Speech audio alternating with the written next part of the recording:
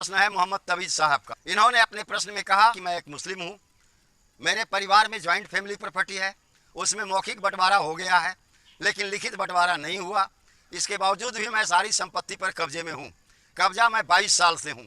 क्या इस आधार पर एडवर्स पोजीशन के आधार पर हमें वो ज़मीन मिल सकता है? एडवर्स पोजीशन का जो सिद्धांत है वह हिंदू मुस्लिम में लागू नहीं होता, ये सबों पर लागू होता है।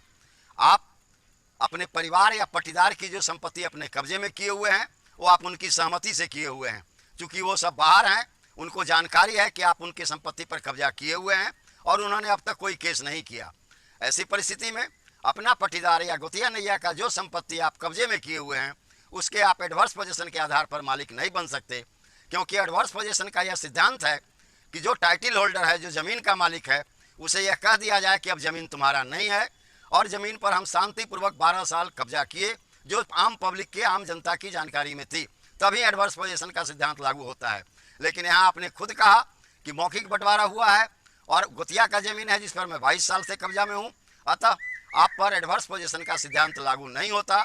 वो भाई लोग जब आएंगे या गोतिया आएंगे अपना हिस्सा ले लेंगे।